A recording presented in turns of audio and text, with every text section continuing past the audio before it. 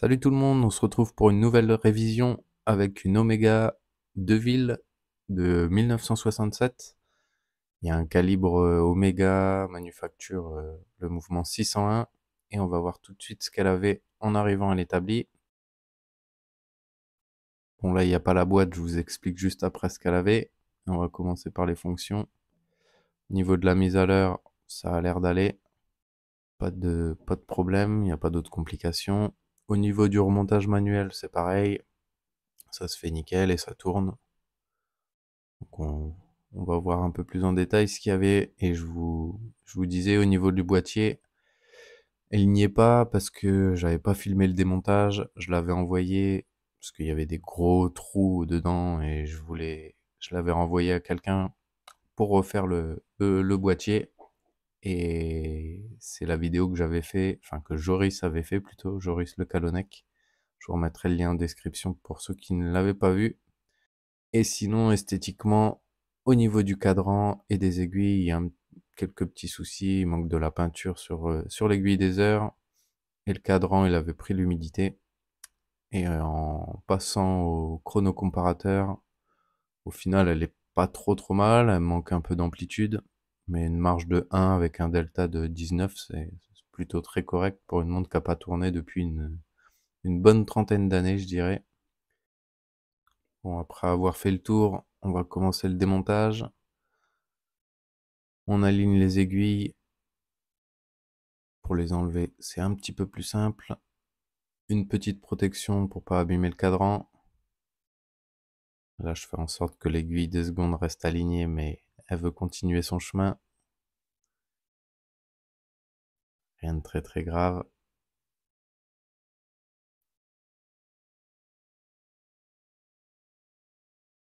Des fois, c'est un petit peu dur avec le plastique de passer en dessous, avec la surépaisseur.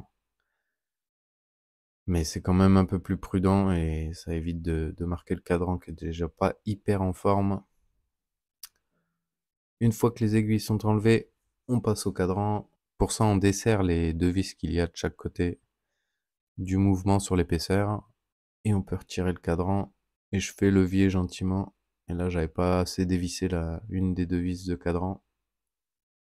Donc on force pas, on fait le tour, on avance doucement. Des fois, ça vient pas comme ça. Il vaut mieux prendre son temps et éviter de casser quoi que ce soit. Et là, on voit les mouvements de chez Omega, les mouvements vintage rose.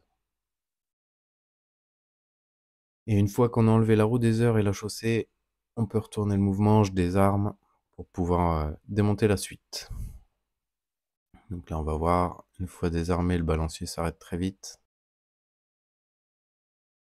Et on peut enlever le coq avec le balancier spirale. A priori, tout est en bon état. Les pivots sont rien de spécial, pas de casse, pas de rouille. Ensuite, on peut enlever le pont d'encre, on fait attention parce qu'on est vraiment très proche des roues, de la roue de moyenne. Si on est désaxé ou un peu de biais, ça pourrait abîmer les dents, donc faut vraiment être prudent. Et là, je viens faire levier par le dessous avec un outil, avec le pic-huile que j'avais présenté dans une des vidéos d'ailleurs. Ça sert plutôt bien.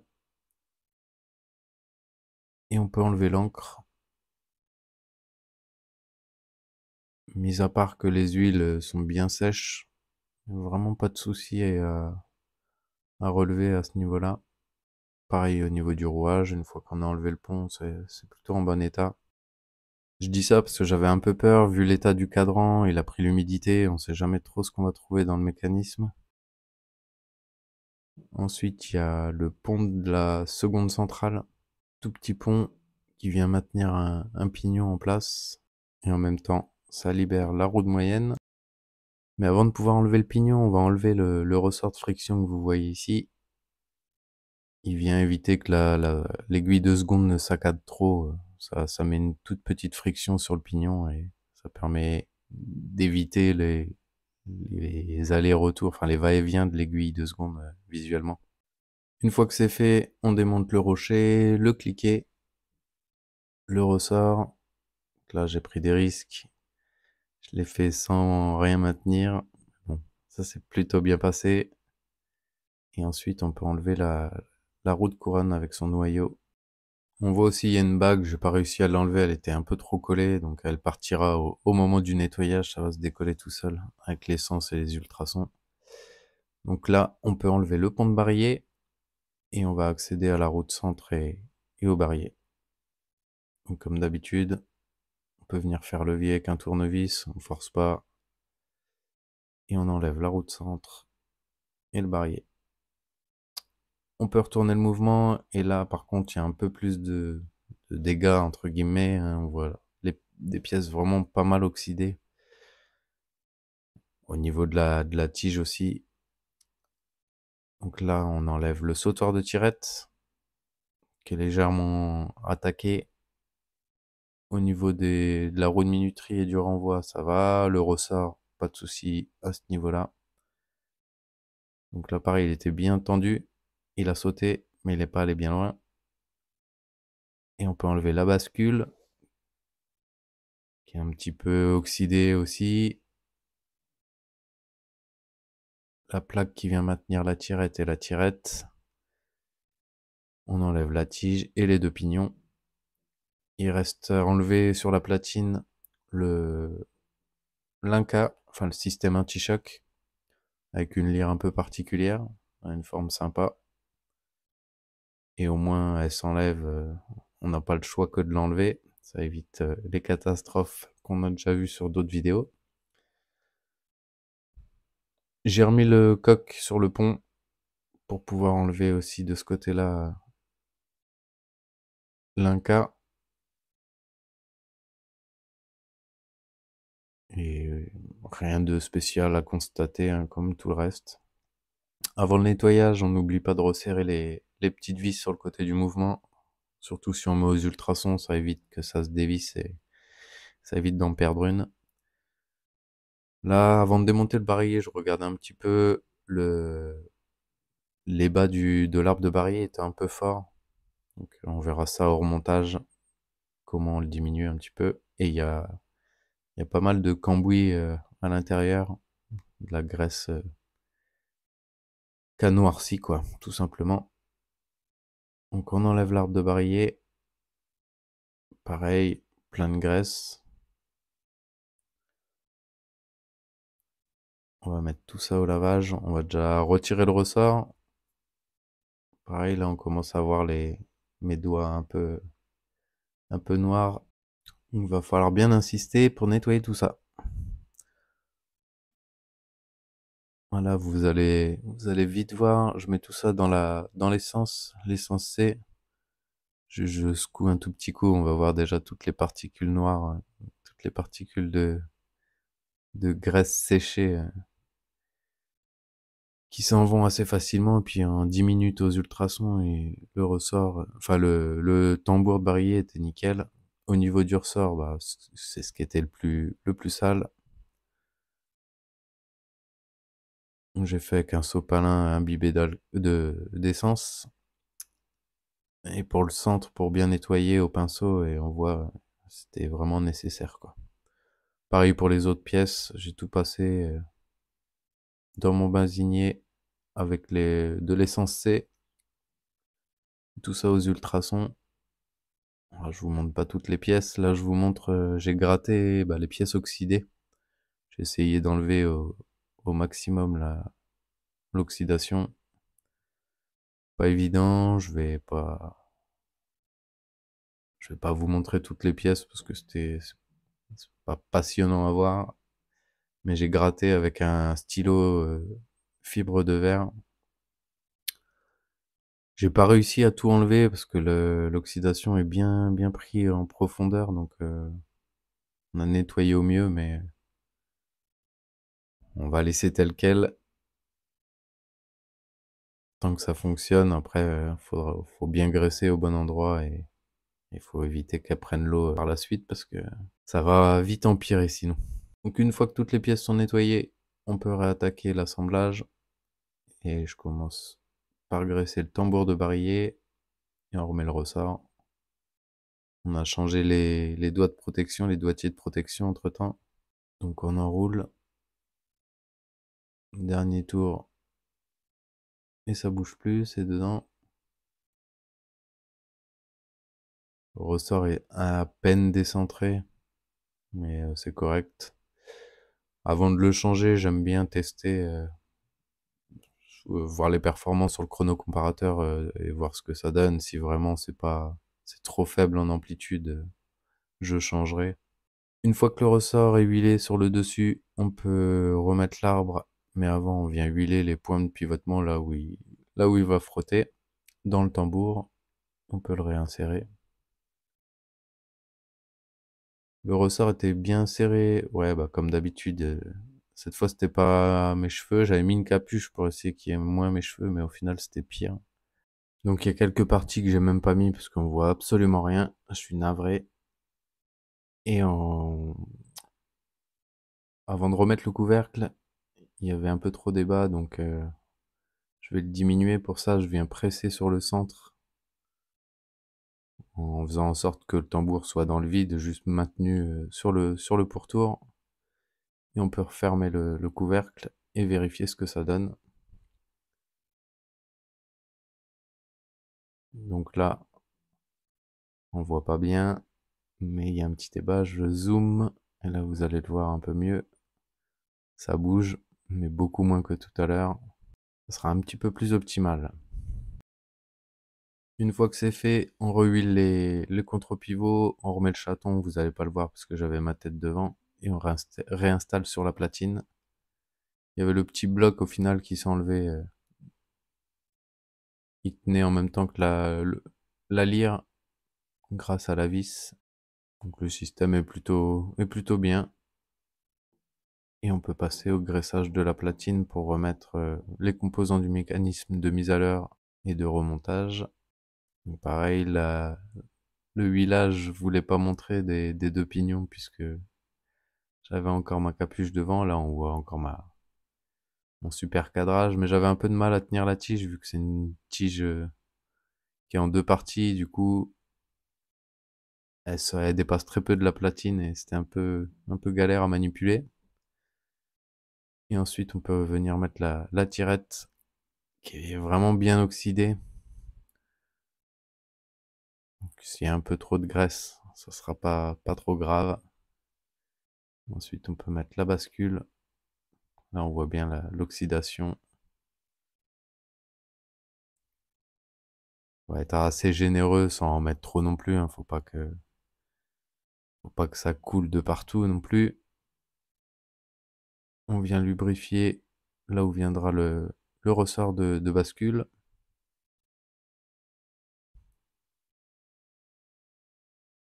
Voilà, on n'a rien vu. Merci la capuche. Ensuite, je viens lubrifier. Cette fois, j'y suis allé assez généreusement. J'ai mis une bonne dose. Puisque c'est les deux pièces qui sont le plus attaquées, on va dire.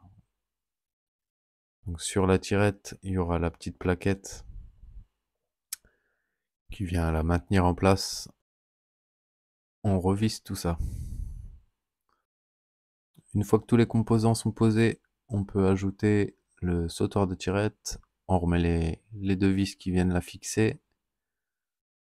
On serre légèrement, pas complètement, comme ça va permettre de pouvoir passer déjà lubrifier avant de remettre en place le bras du sautoir. Je rajoute parce que j'en avais pas mis assez. Pareil, je mets une bonne dose aussi. Une fois que c'est fait, on peut retourner le mouvement et installer le barillet qu'on vient huiler juste avant. Pareil pour la roue de centre. On vient lubrifier sur l'axe et on l'installe. Et on peut installer le reste du rouage. Donc le mobile d'échappement, le mobile de seconde et la moyenne. J'aurais dû réinstaller le pont de barillet avant, parce que vous allez le voir, là je vais être obligé. On va déjà lubrifier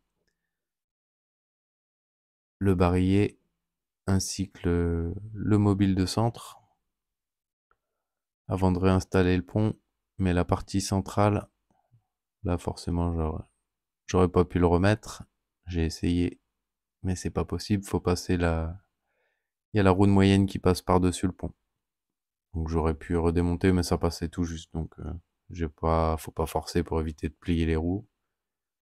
Et on fixe le tout avec les 3 vis. Ensuite, on remet la rondelle en place au niveau la roue de couronne.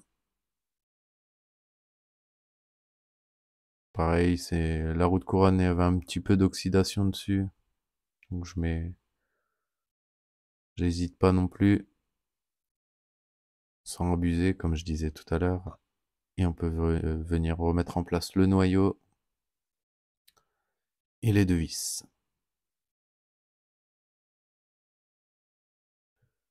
On continue avec le huilage du pivotement du cliquet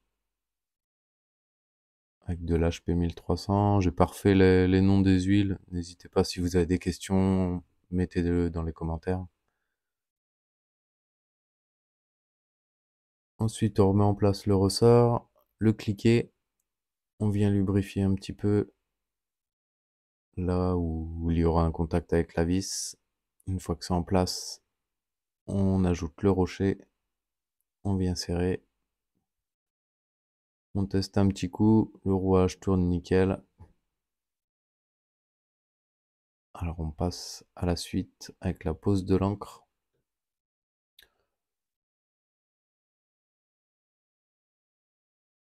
C'est un mouvement qui s'assemble vraiment assez facilement et vraiment pas de difficulté particulière. Il y a une trentaine de composants. Ça se fait plutôt bien. Le mouvement est pas trop petit non plus. Donc c'est assez simple. Une fois que l'encre elle est posée, on peut lubrifier le rouage. Ensuite, j'ajoute le pignon de seconde centrale, le petit ressort de friction qui vient mettre une petite pression sur l'axe. On serre tout ça et on va pouvoir remettre le pont. Mais avant, une petite goutte de 9010. J'aurais pu huiler dans la pierre. Au moins, je suis sûr que il y a de l'huile au niveau du ressort de friction aussi. Et on peut réinstaller le pont de balancier. Donc là, il part direct, même sans la pierre du dessus. On va pouvoir finir en mettant l'inca du pont, justement.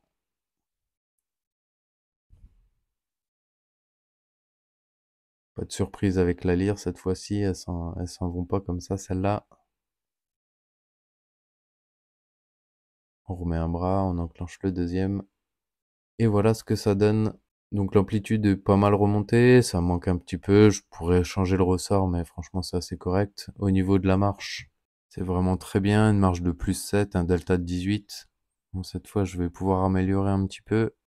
Je l'ai pas filmé, mais j'ai retouché le spiral pour avoir un meilleur résultat. J'aurais pu encore affiner un peu, mais franchement, marche de 3, delta de 12, c'est très très bien. L'amplitude, ça bouge pas. Donc on va laisser comme ça. Je pense qu'elle va plutôt bien fonctionner et on verra ce que ça donne, surtout au poignet. Donc une fois qu'on a fait le réglage, on peut terminer. On assemble, enfin, on va déjà graisser l'axe de centre pour pouvoir mettre la chaussée. Et avant de continuer avec l'emboîtage, il y avait l'aiguille des heures où la peinture noire était un peu cassée. Il manquait des petits morceaux. Donc j'ai essayé de frotter avec de l'essence ou du diluant, mais franchement c'est pas parti. Donc j'ai fait ça avec les bruxelles. On vient casser ce qui reste et on gratte. Je fais doucement parce qu'il reste du lume sur la pointe de l'aiguille. Il y a un petit peu certainement du radium. Donc on va le laisser tranquille. Et j'ai acheté de la peinture noire pour ma quête. C'est un peu comme la pose du lume. Je viens prendre une goutte. J'essaye de l'étirer sur toute la longueur. On en rajoute un petit peu. Je viens faire une trace. Et après, il suffit de venir tirer le surplus, la goutte qu'il y avait en grosse quantité. Ça remplit et une fois sec, c'est comme neuf, entre guillemets, parce que là, l'aiguille est bien abîmée. Elle est bien rayée de partout, mais ça ira très bien comme ça. Donc avant de reposer la roue des heures, un petit coup de 9010. Pas obligatoire, mais vraiment une petite goutte, ça va bien. Il y avait aussi un clinquant qui était vraiment pas en bon état, oxydé, donc j'ai changé. J'en avais un qui allait pile poil. On dévisse les petits verrous de cadran de chaque côté, on repose le cadran, on refixe ça, et on peut passer à la pose des aiguilles.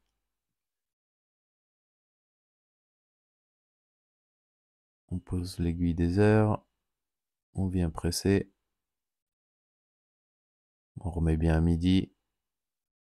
Ensuite, on peut poser l'aiguille des minutes.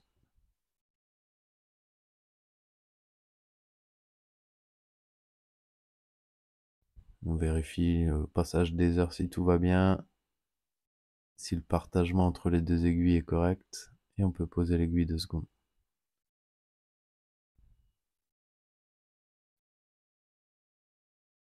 Un petit coup de nettoyage. Je viens enfoncer le morceau de tige de remontoir pour pouvoir positionner dans le boîtier, sinon ça rentre pas. Et sur le boîtier aussi, on peut voir qu'il y a deux petites encoches, une ici et une à l'opposé. Juste là, voilà. C'est ce qui servira à laisser passer les deux brides d'emboîtage. Et voilà comment on procède. C'est pas bien compliqué. On met les brides en face des encoches du boîtier. On pivote le mouvement. Alors il est pas serré, hein, et tant qu'il n'y a pas le verre de toute façon, il pourra bouger. On met la tige en face. On regarde dans quelle position elle se trouve à l'intérieur pour pouvoir rajouter la deuxième partie de la tige brisée. Et avant d'emboîter, enfin de fermer avec le verre, puisque c'est un fond plein, enfin c'est un monobloc, un boîtier monobloc, donc l'ouverture se fait que par le verre. Un petit coup de polywatch, franchement pas grand chose, il était en bon état, il y avait des micro rayures. Et j'ai utilisé la potence, la presse robure pour positionner le verre, enfin pour chasser le verre dans la carrure. On voit pas grand chose. Faut y aller doucement parce qu'il y a beaucoup de force et faut bien observer le verre, voir s'il est bien descendu.